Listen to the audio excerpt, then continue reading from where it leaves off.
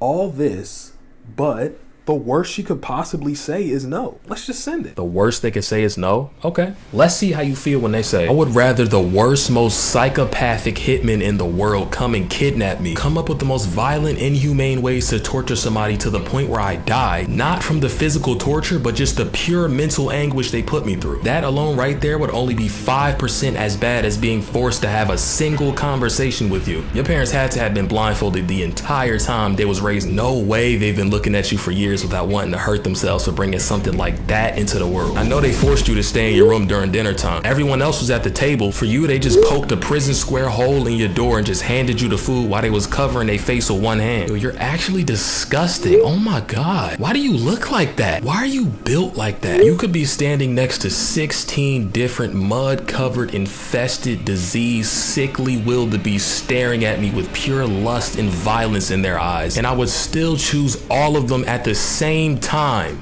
over you. I don't even know what Mother Nature was doing. Like, when you was created, what happened? She must have been in her trailer trash junkie era. When you was created, God put Mother Nature on timeout for 2 centuries, and his reason was, you're not about to play with me like that. The only reason you exist is because Mother Nature was shooting dice with God and lost. Her punishment was to bear the weight of creating the most vile, despicable example of a human being. And looking at you right now, I have no doubt in my mind you are the unfortunate result of that very same dice game. Nobody will ever love you, even if you single-handedly brought every single human being on earth to heaven in a golden chariot. Every single one of them will be in the back seat with a blindfold on, hoping they don't have to witness the closest thing to hell yelling out, "Are we there yet?" every 2 seconds in the most nervous voice possible. You're literally a walking abomination. You're disgusting. What is this? The next time you try to contact me, I'm not gonna say anything. I'm just gonna take my life right in front of your face while looking you directly in the eyes. Maybe then you'll understand how much you don't deserve to interact with another human being ever again. See, hold on. Yo, listen, if somebody say this to you, listen, you gotta wait till Thanksgiving dinner with the food on the table and everybody's happy, everybody's smiling. Just when they're getting ready to pray, you gotta do the unthinkable. You gotta be on the way to their house in a car with nothing but boots and drawers on and some brass knuckles on your hands. Dead serious. No socks either, just straight feet and boots. You gotta drive over there playing Randy Orton theme on repeat with tears in your eyes and a Hennessy bottle in the other hand. As soon as you get there, you gotta run out the car and RKO they overly big auntie that got there late and spill her disgusting green bean casserole out on the lawn. Then you gotta knock on the door and smash the bottle of Hennessy on top of Paw head, and then run in the dining room and start throwing haymakers at everybody you can see while yelling and screaming. You gotta make sure you get oiled down from the waist up so everybody that try to grab you slip and fall and bust their head on the turkey. You gotta pick up some food while you fighting and eat it too. The goal is not to kill anybody. The goal is to cause as much mayhem and anarchy as possible. You need people to be traumatized.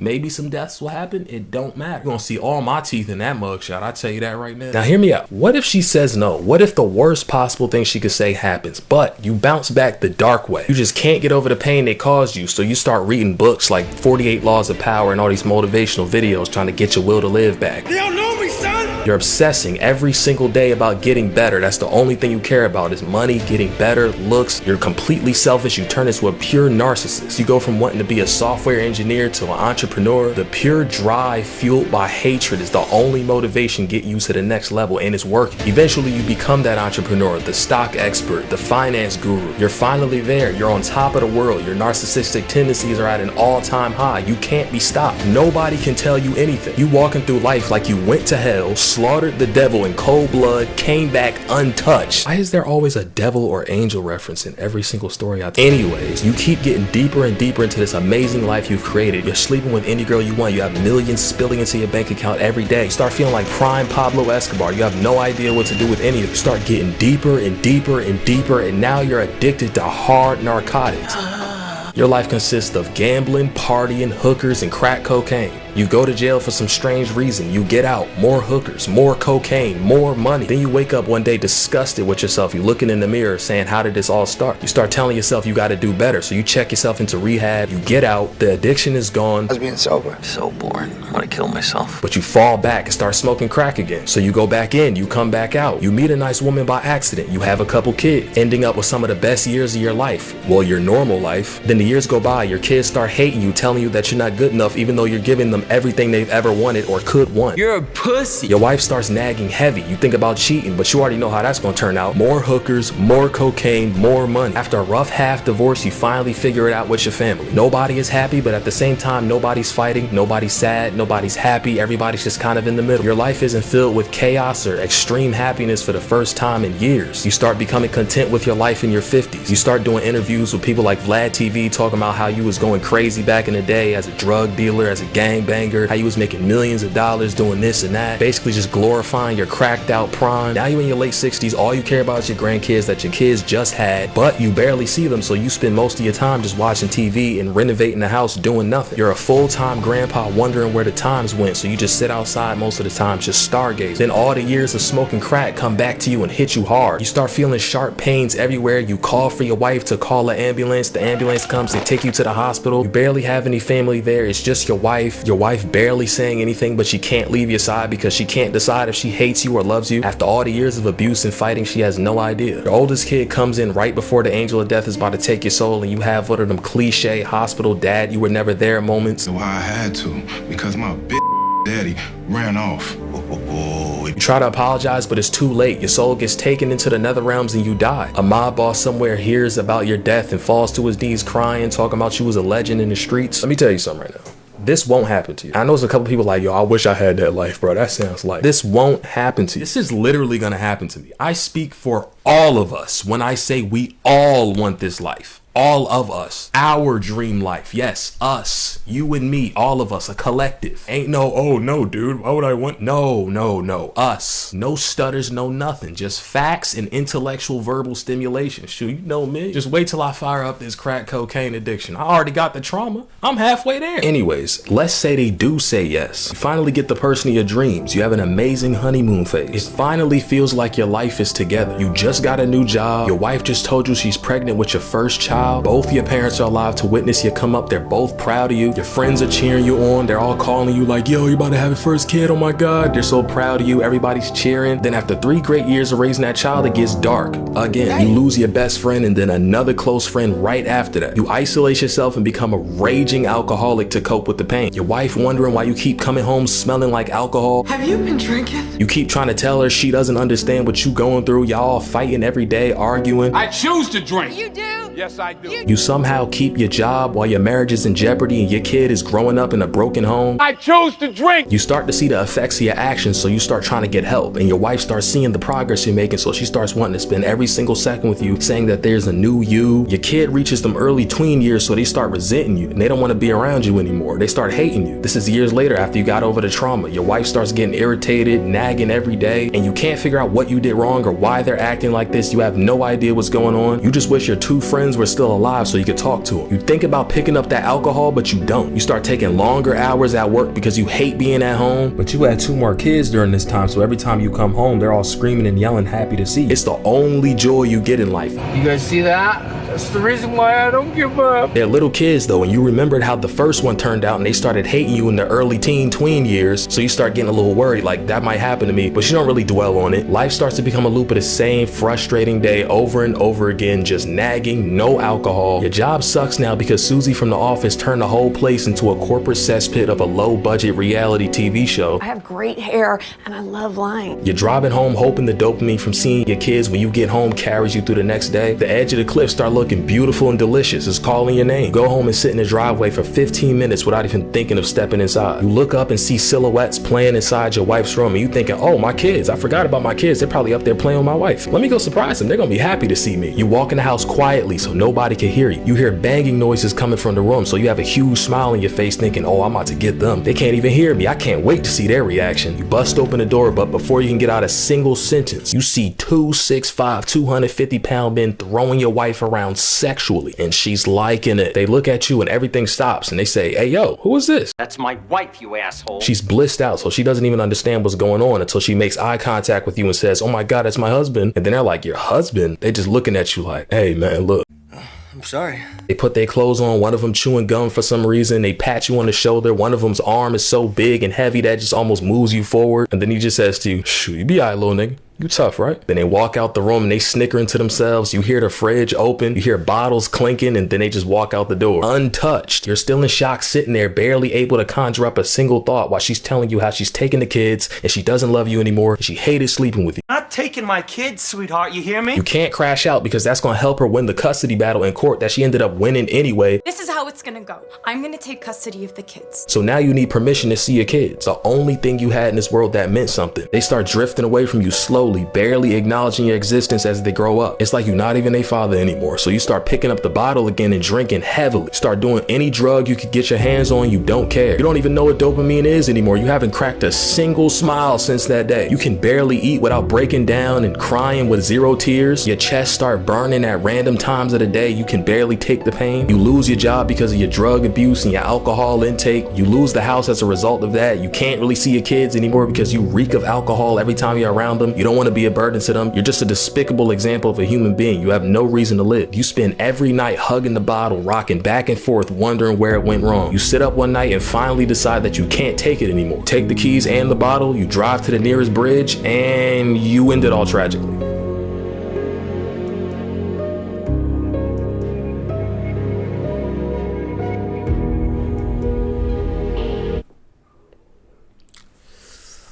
You gotta be crazy. Let that happen to me. Let that happen to me. I'm finna max out all my credit cards, go kidnap my kids in the middle of the night when my wife is not watching. With my ex-wife, I'm finna go get me a couple one-way tickets to a foreign country with no expedition rules and live life. I wanna find out what a villain look like. We about to see. Shoot, my kids gonna be asking me for years, Dad, where's mommy? Shoot, I ain't gonna care. I'm just finna be like, don't worry about it. She died in a tricycle accident back home. You don't need to be worrying about her right now. You got me. And they're gonna be crying like, I miss mommy. I wanna see my mommy. That's crazy. I don't. She should have thought about that before she let 2 NFL linebackers run through her while I was at work fantasizing about suicide and then try to take my babies and my house. Got to be crazy. She gonna have to eat that. She be alright though. She tough, right? Now she at home crying, talking about where my kids. I have no idea, but one thing I do know is I'm about to be the greatest dad in the world. What? Whatever. But anyways, what if they do say yes and they tell you that they like you back and it feels like you just hit a 23-leg parlay while watching your favorite team or your favorite athlete win the championship, cementing his GOAT status? Won't go. Rebound tip taken by Spades. Final seconds. It's over. It's over. Cleveland is a city of champions once again. You finally get to that first link, that first date. You looking deep into her soul. You know this is the one. It has to be. She's never looked better. You're realizing she's everything you thought she would be. It's like a magical moment. It's one of those days that hit so hard that you get scared to wake up the next day because you know you used all your good day tokens and the next day is going to be so bad. But that doesn't happen. You wake up, you're texting all day, you have an even better day, and then you plan for the second date. You go to the second date or the second link. It's even better than the first. She's unlocking personality badges that you didn't even know she had or she could have had. You start having a Will Smith moment without the future emasculation. And go to the bathroom and break down crying because you know she's the one. You know you got to speed this process up. You can't fumble it. It's either this or suicide. You can't relate to that last part, man. Let me tell you something. Hey, 6 months go by. The relationship keeps getting better and better and better. You have got to get a ring. You start going ring shopping. You find the perfect one. You plan a trip to go wherever you want to propose at. You propose and she says yes. You get on the phone with your parents or whoever's alive at the time, friends, whatever, and they start congratulating you, saying, oh my God, you're going to get married. Oh my God, it's happening. All the years of suffering, bro, it's finally happening. They ask you, who is it? Who is it? And then you say it's your crush that you had from years ago that you kept telling people about, and they're just congratulating you. The wedding day comes and it's like a Disney movie. Everything's perfect. Everybody's there that you could have asked to be there. Everyone showed up on time. The weather is perfect. It's not too much sun. It's not too much gloom. It's just right in the middle. It's nice and perfect. It's like it was meant to be. You see your wife walking down the aisle. You get hypnotized. It's like seeing an angel. An angel. Okay, another one. Here. Anyways, it's like seeing an archangel in human form gliding towards you. You almost break down. It's actually happening. You can't believe it. This has to be a dream. No way it gets better. The wedding is over. The honeymoon phase is in full effect. Your finances are in third gear because you just got a new job a year ago, or you started that business that you wanted to start and it was successful. Now you can go anywhere you want as long as you want. You book that trip without worrying about, oh, I can't afford here. Maybe I can go here. No. Here's money. Hello. You go with her. It's magical. Zero problems. Zero arguments. Zero anything. You come back from vacation. She's pregnant. Everybody's celebrating. Everybody's happy. You're hoping for a healthy child. She has the child. It's the greatest day of your life. Life just keeps keeps peaking and peaking. The baby is healthy. You get back home, some years go by, you have 3 more kids. All healthy, nice, well-behaved kids. Sometime later, you get a pet, you get a cat, you get a dog. Don't matter, you get anything. You get a pet lizard, pet snake, pet lion, pet tiger. Don't matter. Here's the money, I got it. Everyone's happy. 0 life-threatening moments, just 100% American dream and happiness. Your kids get into their teenage years and they don't become overly weird niggas faking depression. Or in the street standing around a block with a shiesty on, getting broker and deeper into the trenches every single day. You don't understand what I've been through? I'm from the trenches, the streets, that real mud, nigga. I'm a demon. I go to sleep to gunshots every night. I really be outside. Stop playing with me. You wouldn't last a day in my hood. Your kids want to be just like you. They tell you that they love you more times in 1 week than your parents did in their entire life. You watch them get good grades, excelling in a sport. You get to attend all their events, 8th grade graduation, 12th grade graduation. They stay the same kids after hitting 18. They don't change. College graduation, first job. They flew straight through college. They don't have no financial problems. You pay for it all. Full ride there. You got the money. Here it is. They all go down different paths and excel in all of them. One day, one of them brings home somebody. You instantly click with them knowing this man or woman is going to be the one that marries my child. It's about to happen. When are we doing it? I got the money. Here it is. The wedding happens. It's taking you back to your early days with your partner. Everyone's happy. You're shedding uncontrollable tears. You've never been more proud or happy in your entire life. Years go by. You're getting old. You have multiple grandchildren. They're just as nice to be around as when your kids were their age. You're still wondering why life just keeps peaking over and over and over and over and over and over and over and over and over and over and over again. You're sitting there like, no way it ends like this. I'm having a LeBron James level human life cycle. What is this? You watch your grandchildren get older and repeat the same cycle that your kids did. They eventually grow up to have your great grandchildren. Another peak? It just won't stop. Your wife still love each other like the first day you met. 0 problems, 0 arguments, 0 anything. You're pushing 80. Your time is coming. You've lived a long life. You come down with an illness. You get taken to the hospital. All 3 generations are there, except for the family older than you. You're smiling knowing that you've lived the greatest life anybody could have asked for. Everyone's crowding around you. You're telling your great-grandchildren not to be sad and how everybody has to go at some point. Your wife is holding your hand. Eventually, everybody leaves the room. Your wife stays by your side. The angel of death is around the corner looking at his watch, tapping his feet, waiting for the time. You tell your wife you love her one more time, and then you pass peacefully with a smile on your face.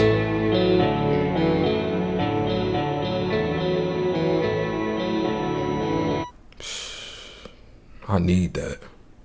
Real bad. It might be too late for that though, I don't know. Wait, what if she says no or said what I said and you never recover? You see that rejection message and you go limp, fall to your knees, almost have a panic attack. You clutching your chest, you're in pain, you want to throw up. You're just staring at the ceiling, you can't hear a single voice. The only thing you can hear is your own heartbeat. You think of crashing out but you can't even move. You're just sitting there immobilized, rotting in bed, hoping that you don't wake up the next day, but you end up waking up anyway. You thought to yourself, this has to be a dream, but no, it's a nightmare and it's just getting started. The whole situation traumatized you so bad you said you're not gonna go nowhere near dating. You're just gonna focus on the money. You start chasing money. You're in your mid-20s now. You're nowhere near where you want to be financially. You spend days thinking about if she just said yes and what you did wrong to fumble that. Just seeing happy couples outside gives you anxiety. You barely even have anything to live for, so you start smoking or drinking. Or you start doing it more than you did previously because you was probably already doing it previously. You start trying to date again, but you have 0 confidence, no game. You barely even know how to socialize since you've been out the game so long. I've had such an amazing time with you. You're great. After some failed talking stages, you finally get to your 30s and you're financially stable. You try to get back to the dating market full time, but you realize the market is just filled with trauma merchants, narcissists, and bad builds. I don't think we should see each other anymore. All that time spent chasing money and you can't find anyone like her, and you still have to work every single day. Every time you clock out, you just sit outside for a ridiculous amount of time where you end up picking up extra hours so you don't have to go home and be alone with your thoughts. The only thing keeping you going is alcohol abuse and a certain type of plant. The time goes by, you hit your 40s. At this point, you've gone through countless failed dates, talking stages, situationships, and 2-week relationships. You've basically given up all hope in finding somebody to spend the rest of your life with. It's almost over.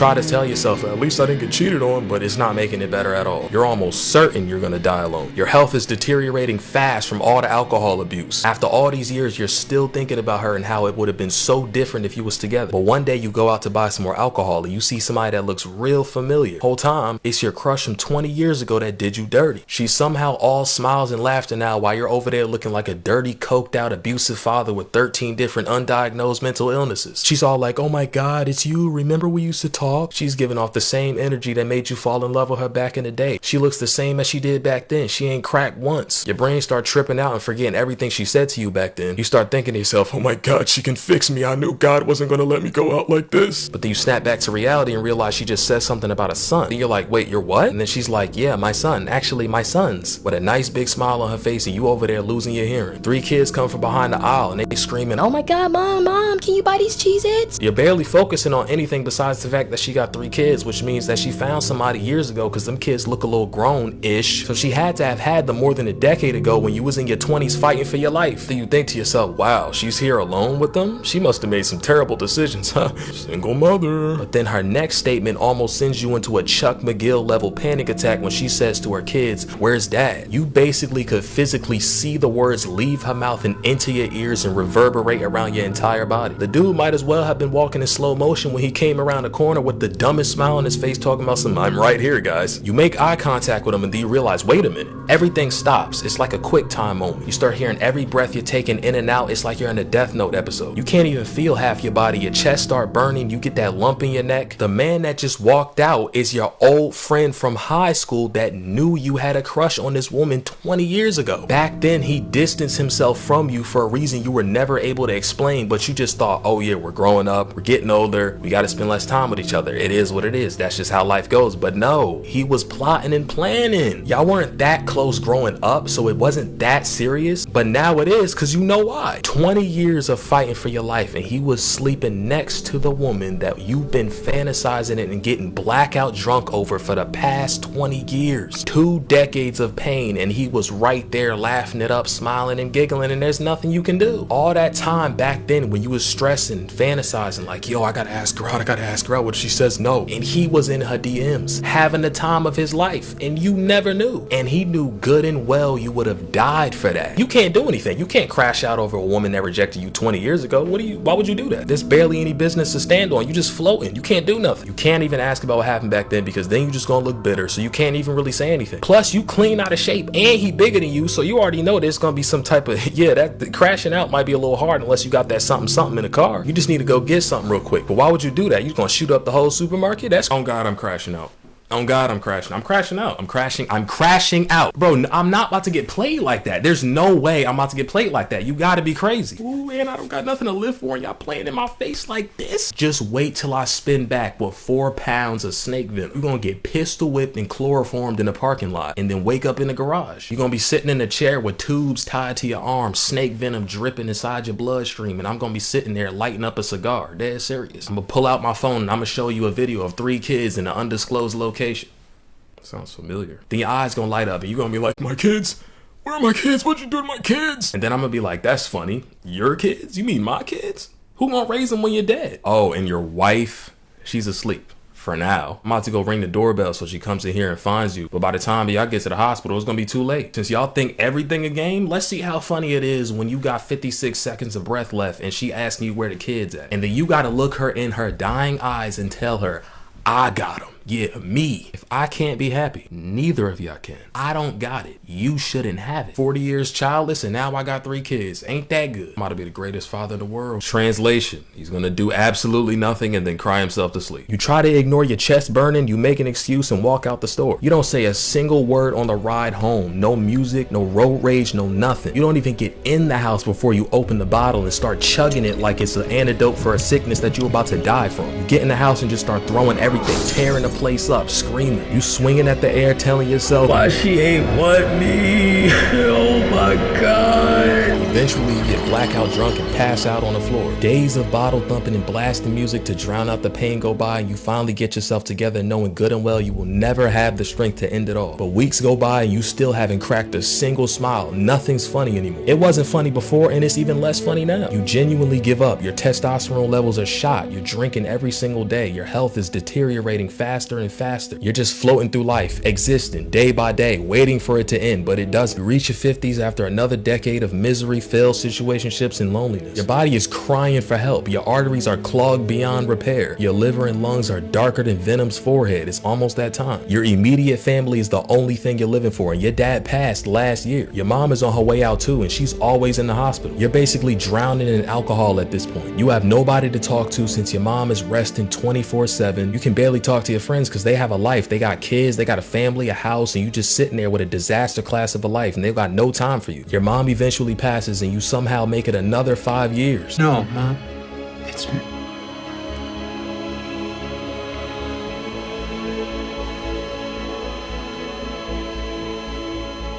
You're pushing 60, you have 0 kids, 0 prospects, your job sucks, you have no health care, 0 will to live, always in pain, 0 family of your own, friends don't talk to you until you talk to them first. After a long week of alcohol binging, you feel your heart pounding and your yellow jaundiced eyes fading out, so you get admitted to the hospital.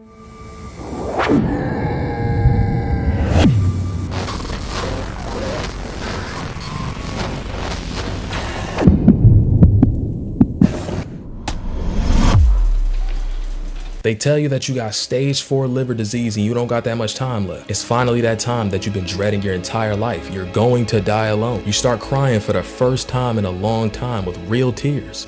Give me something for the pain and let me die. There isn't anybody you can call. You start having flashbacks to when you was younger, thinking about how it would have been so different if you was with her, knowing she's somewhere out there with a happy family with somebody that isn't you. You're dying alone while they're celebrating the birth of their grandchildren. Those were supposed to be your grandkids. That was supposed to be you in that spot. But it wasn't.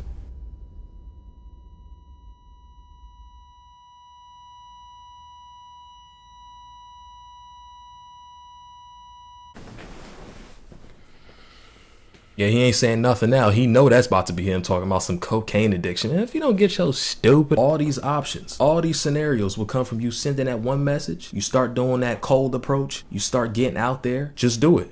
The worst they can say is no.